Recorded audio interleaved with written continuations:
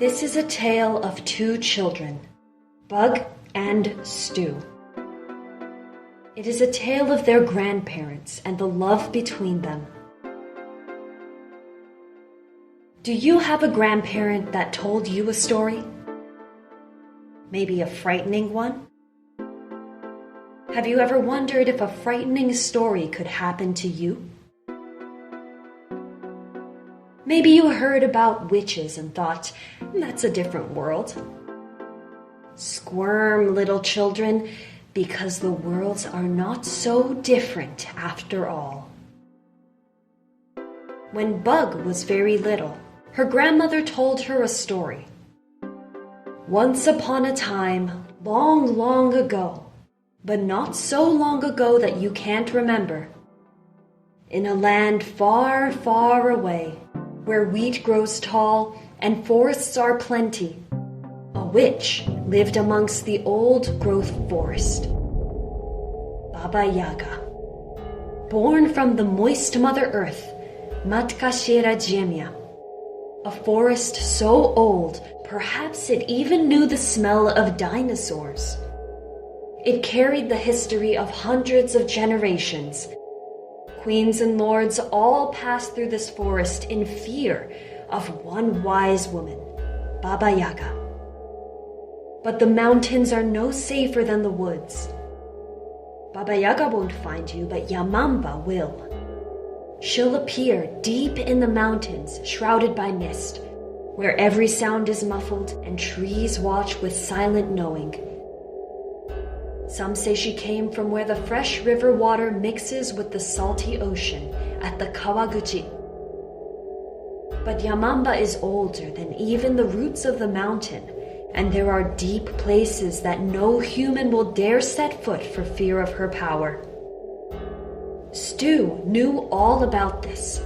Her grandmother told her many stories of the scary things that happen deep in the mountains. The wise old woman was a shapeshifter. Sometimes an owl, sometimes a crow. She had an incredible sense of smell. She could sniff out a human from 100 miles away, especially young humans. The little ones smelled the freshest and were the most tasty. The queens and lords and even beggars sought her counsel, for she was very wise. You could find her in the forest by following a trail of bones or ribbons, or perhaps a doll dropped on the ground. These clues would lead you to her dwelling. Baba Yaga lived in a house on chicken legs. It could move around. Her fence posts were lined with glowing skulls. Yamamba might appear as a beautiful young woman with long dark hair and short sleeves on her kimono. But her true form is a hunched old woman with yellow teeth, nimble as a squirrel. She can fly with a flap of her howdy sleeves, the better to chase down lost hikers. Baba, it is said, could help you. She had to know first if you were there of your own accord, and if you were pure in heart. She could help you solve your greatest challenges and uncover great mysteries. Or she could eat you. For Bug and Stew, their world still seemed very different from the worlds of Baba Yaga and Yamamba. They didn't notice the little clues. But maybe you will.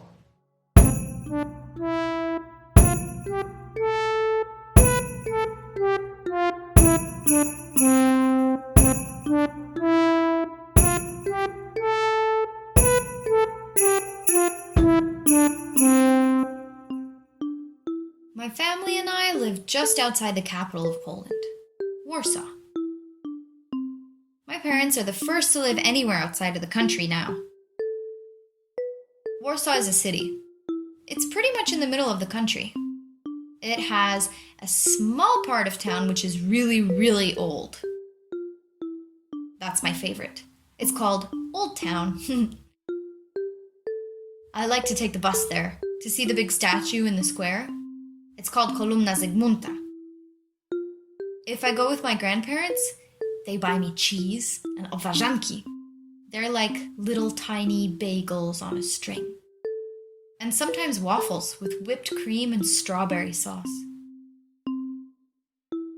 I was born in Japan, in a city called Shidaoka. There are lots of farms there. We grow strawberries and cabbages and lots of other stuff, but I love the strawberries the most. When they're ready to pick, I eat them with condensed milk.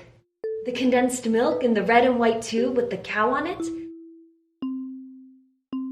My school in Shidaoka was small, and everything smelled like old linoleum. There weren't a lot of students, but the school never felt empty. Even when I was in an empty room, it always felt like I wasn't alone. Like there was a happy spirit there, too. I don't really like my school there, but I like my friends. I like to walk to school with them. I can walk or take the bus pretty much anywhere. I like that. My parents say in Canada you need a car because everything is so far away. My mom says you have to be really polite here, and everyone smiles at the stores like they're really happy, even though they might not be, she says.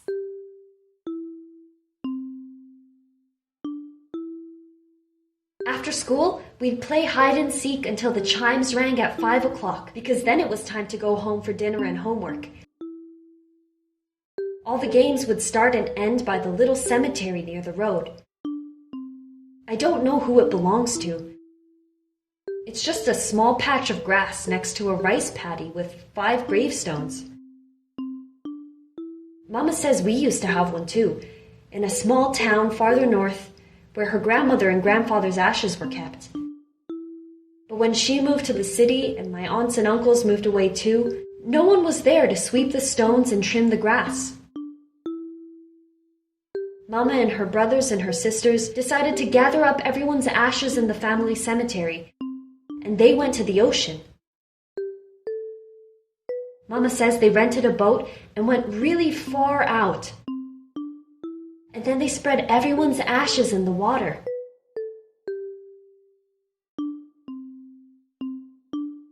Back home, I like to visit my family near Rzeszów. They live in a town called Straszydle, which means the scaring place. Pretty cool, huh? I wonder why. They say it's something to do with witches. My aunties and uncles there feed me a lot. Sometimes too much. But everything tastes really good there. We mostly visit in the summer or when someone dies. We go to the church for funerals. The church is the same place where my grandparents got married. It's really, really cold in there, but there's lots to look at. Everyone does the same thing together. I don't really know what it means. And sometimes it's boring, but it's also kind of comforting to be there. Moving is hard, but it's okay. I'm kind of mad my parents brought me here, but I'll move back one day when I'm old enough. I made a friend at school, Stu. I'll ask if Stu's glad to be here. Stu doesn't seem to mind. I like to walk home with her. We live in the same building. That's nice. At least we can walk together.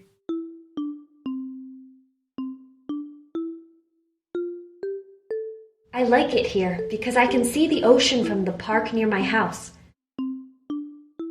I had to take the train for 2 hours to get to the ocean from Shidaoka, but here I can walk along the ocean on my way home from school.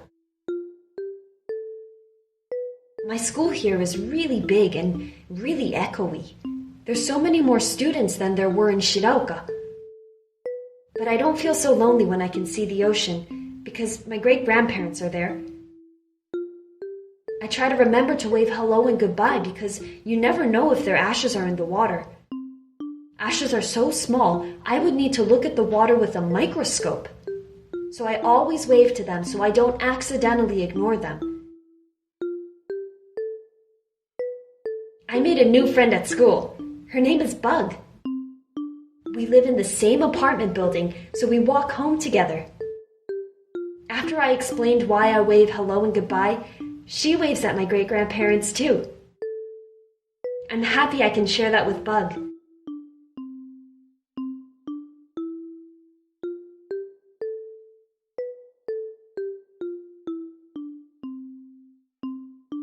Bug and Stu love to write letters to their grandparents. Dear Oba-chan, me and Bug found a new star today. It was hiding behind one of the tall buildings, the one with 30 floors. We walked all the way to the other side of the rooftop to see if we could see the other side of that tall building, and we couldn't, but we found a new star instead. It's really small, so small that it could be a baby star. I remember you said that when I was a baby, you could hold me with just one arm. Did you know that even baby stars are so big that you couldn't hold one like that? Love, Stu.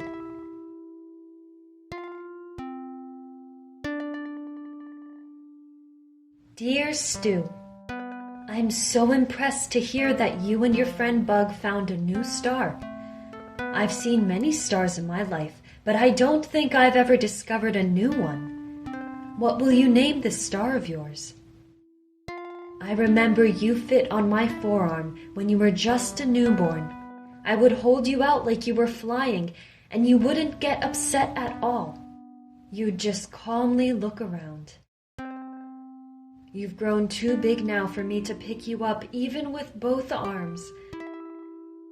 I hope you can visit me soon. Are you having fun at school? Study hard, but don't forget to have lots of fun too. Love, Oba-chan.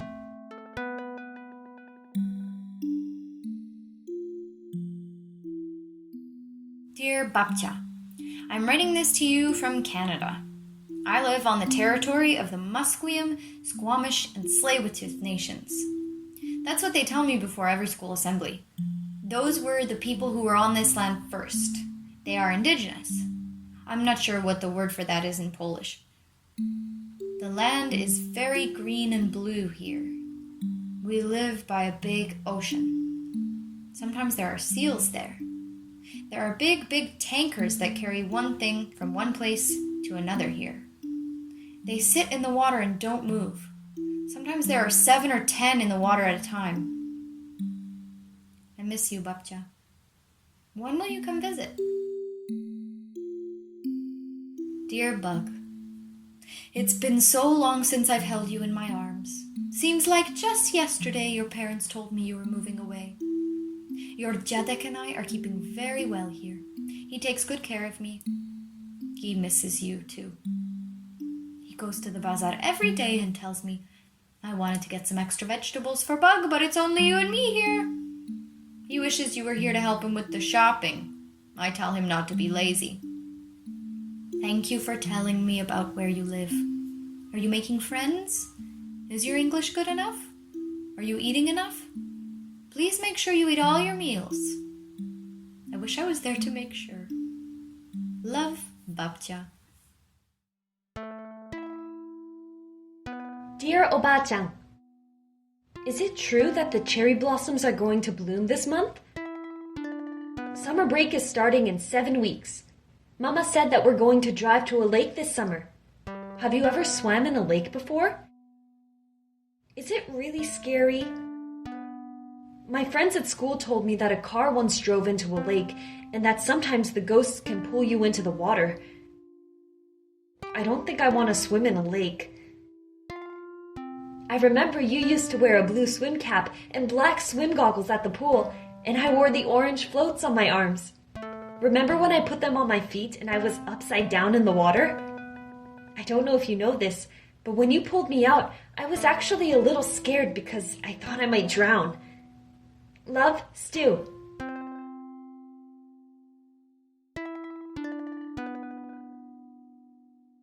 Dear Stu, I sent your mother some photos of the cherry blossoms near the hospital.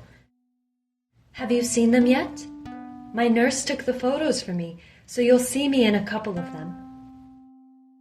She's helping me write this letter because I'm having some trouble holding things in my hand for a long time.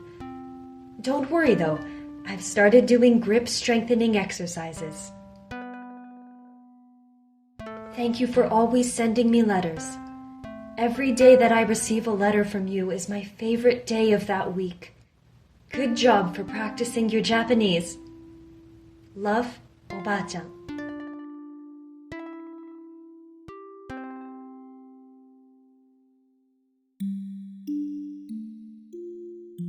Dear Bakcha, today we moved to the city. It's so gray here. I really love our new place. I'm going to a new school. It's like a big gray box in a green field. Our apartment is 25 stories high. We live on the 17th floor.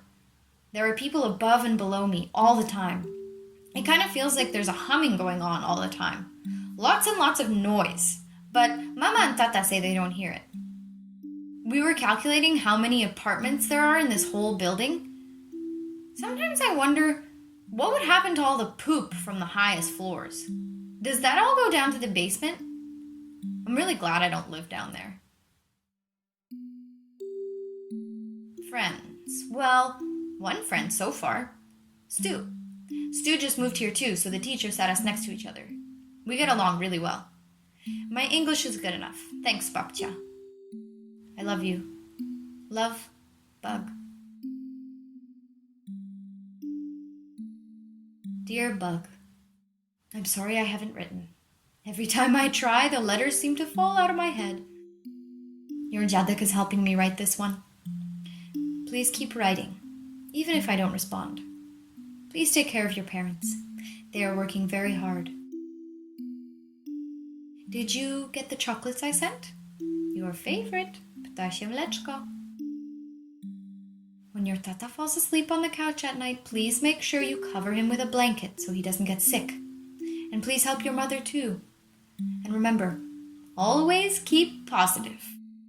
Love, Babcia.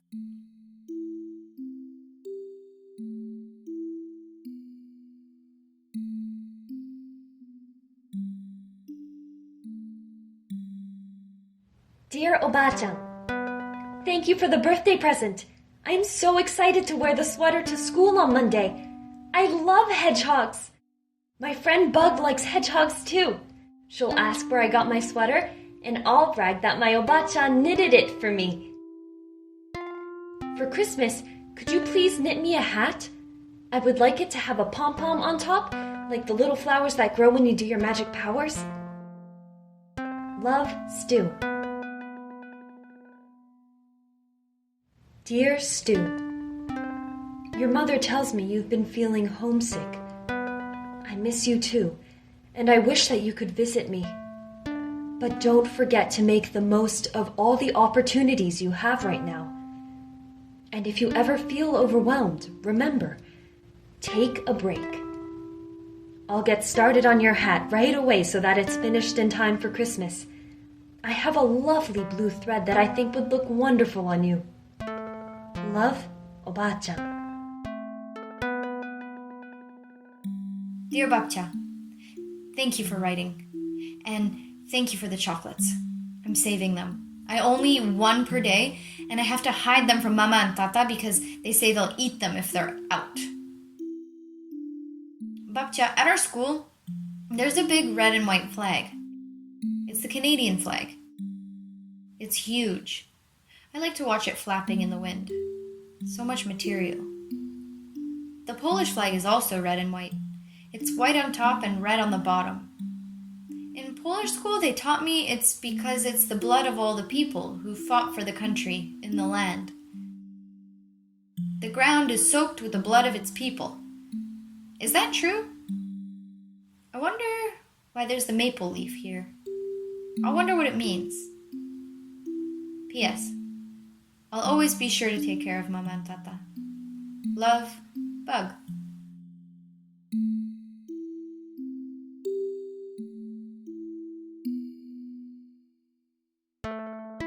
Dear Oba-chan, Mama told me you might visit soon. Please, please, please come visit. I want to take you to the museum and the aquarium and the park near my house. That's where I learned to ride my bicycle. I'm really good at riding my bicycle. I got my training wheels taken off months ago, and I don't fall over anymore. I have a purple helmet. Could you please bring sweets? Mama told me about little crunchy, colorful sugar candies that she ate when she was growing up, and I want to try them too.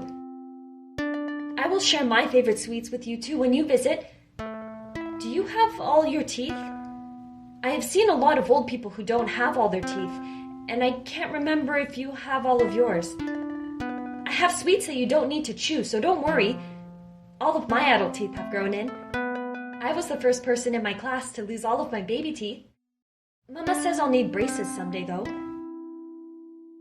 I'm so excited to see you, Oba-chan. Love, Stu.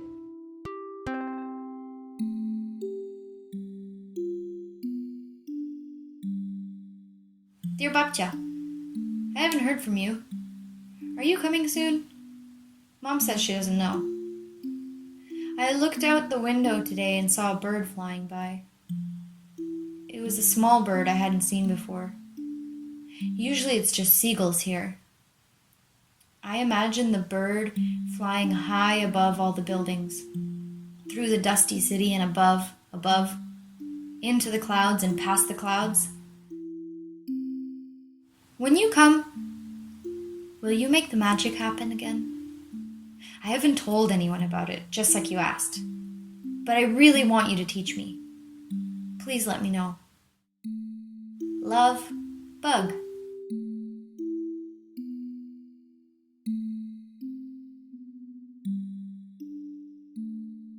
Bug and Stu met at the mailbox. They held it open for each other as they dropped their letters in.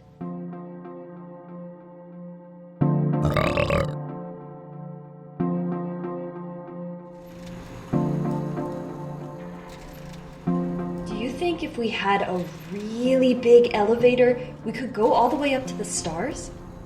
No, that's impossible. I know, but it would be pretty cool. Yeah, but also kind of scary. We'd need space helmets for sure.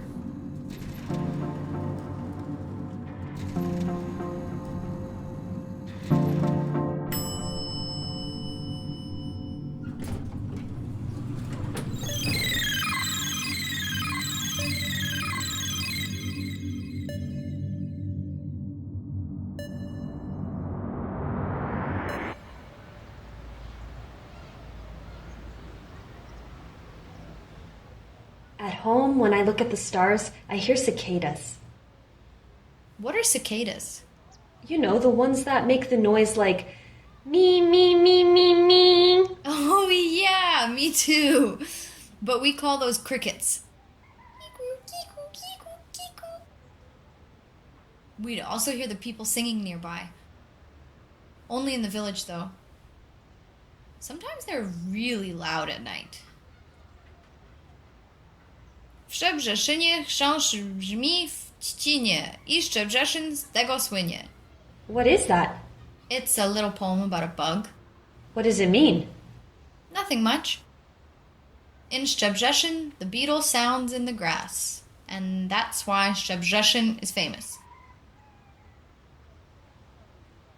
カエルとトンボがぴょんぴょんぴょんスナップエンドウ食べたいな My Oba-chan sings to us all the time.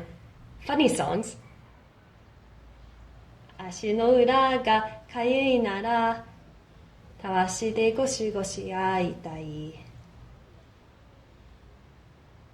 What does that one mean? I'll tell you later.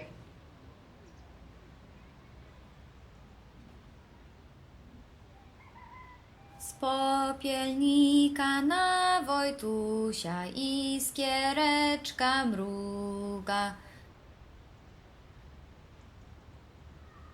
Choć opowiem ci bajeczkę, bajka będzie długa.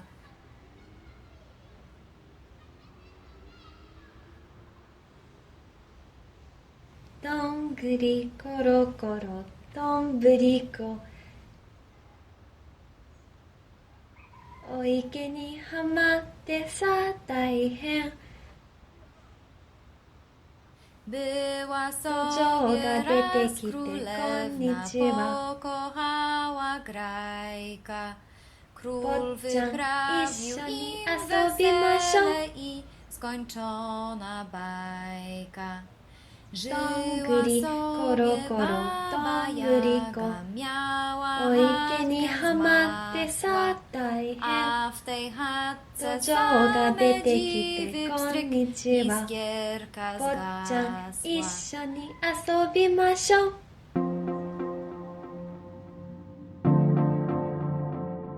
Bug and Stu met many nights on the rooftop, sometimes in the rain, sometimes on clear nights. On clear nights, their trusty stars were out, but they were few. Bug called them auburn, teal, and eggshell. Stu called them star 1, star 2, and star 3. They blink above their heads at a distance impossible to discern. Auburn looks so far away that it makes them dizzy, trying to imagine how long it would take to fly to it. Star 2 and Star 3 look tantalizingly close, like if they had a really tall elevator, they could go up 238 floors and finally see the stars at eye level. But those are the only stars that Bug and Stu know for certain are out there. There must be many, many more. Bug and Stu went off to their respective houses and off to sleep. The stars still twinkle above. But something was brewing.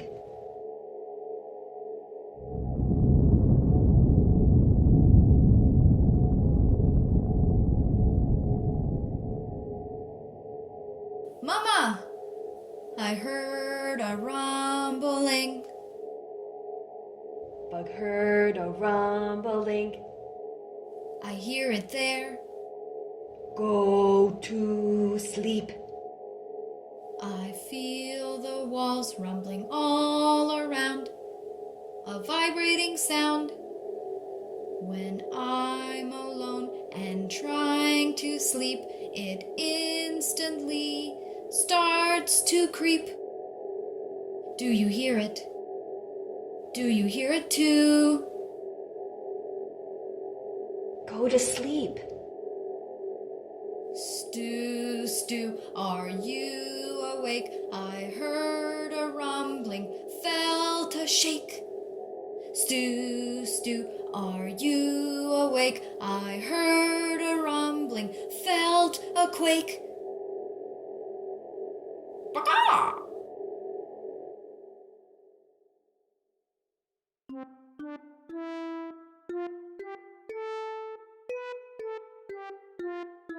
Bug and Stu awoke to a very special morning. Some might say through magic, Obachan and Babcha finally arrived to Turtle Island to see their grandchildren. Babcia! Moje kochanie. Obachan! Chutan!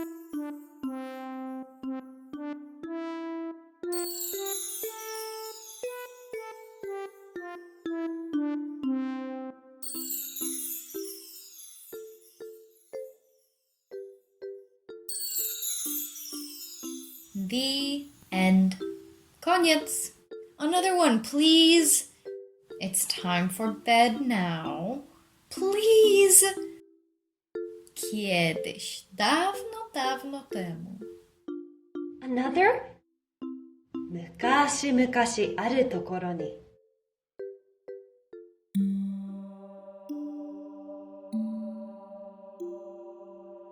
When I was a little girl, I lived in a village in the south of Poland, Straszydle. I remember I had 8 brothers and sisters. I was the oldest, so naturally I had to take care of them. I thought you said you had 6 brothers and sisters. That's what I said, isn't it? I remember we would all go out to the field just before sunset, after most of our daily chores were done. We would run and play. We had so much energy then. The tall grass would tickle my knees as it swayed in the breeze. I could hear the swishing of the leaves in the surrounding trees. I would let the wind caress my skin, the last rays of sunshine charging me up. Then, of course, one of my siblings would fall and cry or start a fight, and we'd need to go back home before the sun went down. The days were filled with much hard work. We would get up very early to feed the animals, to cook, to prepare for the day. My tata was a tailor and would sew, long hours into the night. This was before we had electricity in our village, so he would work by candlelight. It must be so hard for you to imagine what that would be like. But I've been camping, babcia. Is it like that? Oh, I don't know, kochanie. It's been a long time since I've gone camping. I remember once, my mama, who loved me very much, surprised me. I was about 6 years old. My tata asked me to fetch some oil for his lamp. Before electricity, we used lamps. They were made of glass and were very delicate. I carefully took the lamp and headed for my chocha's house, as we were out of oil. On the way, it was very dark and I fell. The lamp broke in my hand and cut my finger. I remember feeling the warm blood drip from my hand onto the soil. The earth was moist, and I remember feeling the warm blood drip. I imagined it quickly soaking in, disappearing into the earth. I started to cry, not because it hurt, but because I was scared of getting in trouble. I ran back to the house quickly and quietly to get to the well, to rinse the blood off my hand. As I washed the blood from my fingers and into the earth, Mama saw me. Kochanie, is that you? Mama, I broke the lamp. Tata will kill me, I whispered. Not to worry, she said. Then Mama did a magical thing. She waved her hand over the broken lamp. Wings sprouted from each piece of glass. They twinkled up into the air. Your great-grandmother had very magical powers, don't forget. We'll go to Chocha's house together, she said. Chocha will give us a new lamp. As we walked to Chocha's house hand in hand, I remember the bright moonlight. The full, round moon was shining our way along the dusty path, then through the trees. I felt safe with her there. No one could get me. No wolf or hog in the forest. Hogs are very dangerous. Remember, dear, remember that. As we walked, she sang me a song. The song I sang to your mama, and then to you. You remember, Bug? I remember. And that's where I first felt my magic. In the forest. She taught me. Can you show me, babcia? Just once? Oh, all right. Babcia waved her hand over the bed. It sprouted wings and began to fly.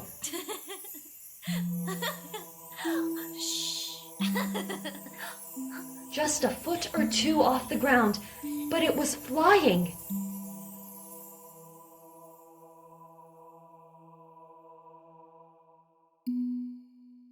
Thank you, babcia.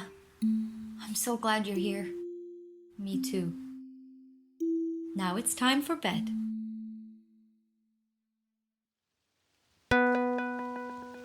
昔々あるところに怖い化け物がいました。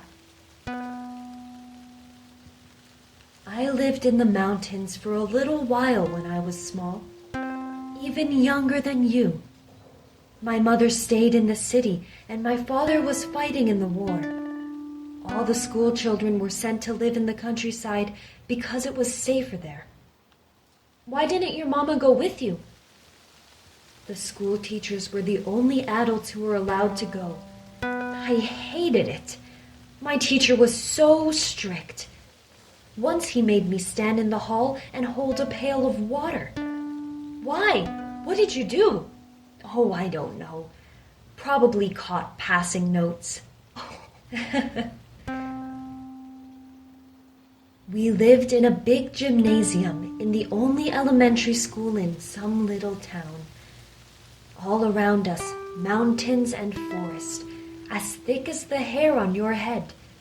And at night, so unbelievably dark. One night, I snuck out. We were forbidden from sneaking out, but I could see fireflies in the trees, and I wanted to hold one in my hand. What a silly thought. I followed their lights into the trees, catching one, then letting it go, then catching another one. I was deep in the forest before I realized how quiet it was. I thought the town was a quiet place, but now I was in a stillness that weighed heavy, like a winter blanket, but not so comforting. Suddenly I heard no bugs, no birds, not even wind in the trees. Even the sound of my own breathing was swallowed up by the stillness. I felt like I had intruded, like I walked into a crowded room and everyone had gone silent, eyes staring at me. I turned and ran back the way I thought I'd come, but I was already lost. I ran up to a stream that wasn't there before. It was too big to jump across, so I looked down to see how deep it was, and I saw my reflection. I think it was my reflection. The trees warped the moonlight, cast deep shadows over my face. The face on the water looked like it could be 1,000,000 years old. I knelt down for a closer look. It looked like me, but it also didn't look like me. I felt the heavy stillness again, and I didn't want to be on that stream bed anymore. I wanted to be back in my futon in the gymnasium. The face in the water smiled. Or maybe I opened my mouth to whimper, but I lost my balance and fell face first into the water. The stream was colder than I thought, and deeper. I thrashed around, but my feet didn't touch the bottom. I dragged myself up onto the shore and shivered there, hands digging into the ground. I began to cry. I was so scared and so lost. I was sure I would never make it back to my friends, and when the war was over, they'd return to the city without me, and I'd never see my mother or father again.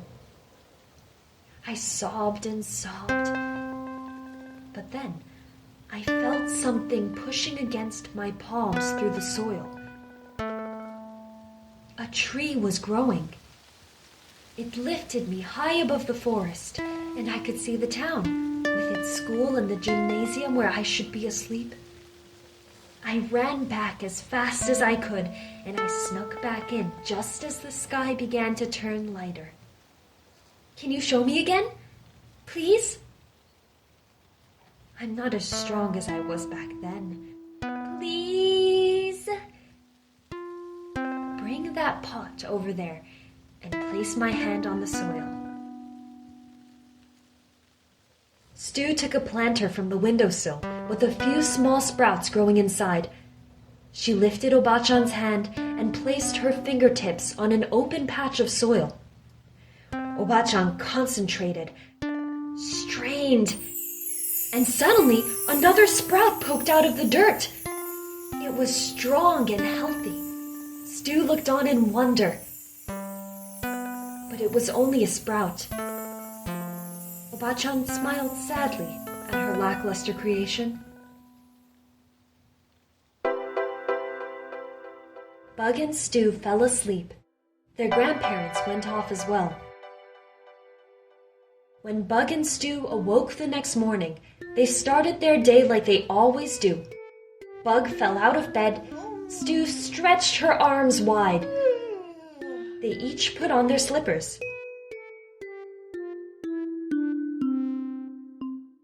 Obachan always says, take a break. Pause. Keep positive. They brushed their teeth and combed their hair. Oh.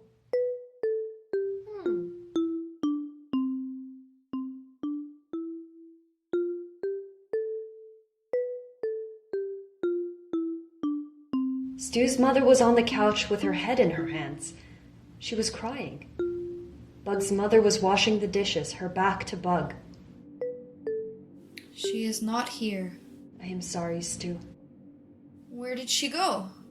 Something is happening. Where did she go? Something is happening. A pang in my heart. Confusion in my chest. A pain in my stomach. Where are they? A pang in my heart. Confusion in my chest. A pain in my stomach. Where are they? Two glowing orbs appeared in the air in front of Bug and Stu.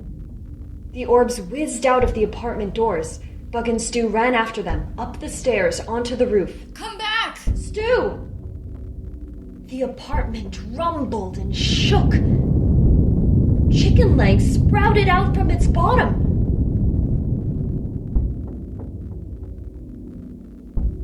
Bug and Stu jumped and caught a hold of the orbs as they climbed into the sky. Babcha! Don't leave! Below them, the apartment ran frantically in circles on its chicken legs. The apartment jumped up, and the rooftop grazed the soles of Bug and Stu's sneakers. But the orbs kept pulling Bug and Stu up into the night sky and the swirling mass of glowing stars above them. As if immune to gravity, the apartment frog paddled through the air, frantically trying to keep up with Bug and Stu. But the scrawny chicken legs couldn't paddle fast enough. The stars stopped swirling, and a black hole yawned open in the sky. Its darkness was impossible. The two orbs, with Bug and Stu still clinging on, headed straight into it. The apartment paddled after them in a hurry as the black hole shrunk smaller and smaller. The tip of the chicken leg's toenail almost got clipped off as the black hole scissored shut.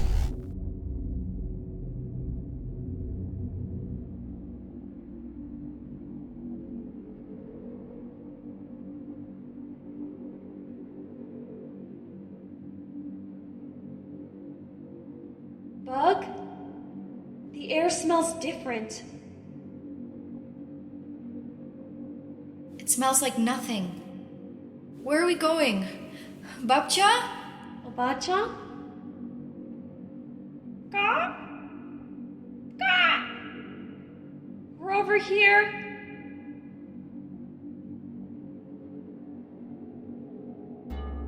Are those human children? In the in-between? Impossible. Where? Let me look. Well, bite my buttocks. They shouldn't be there. It's not their time. Look, they've hitched a ride. How creative. They can't do that. Hurry, give me a hand.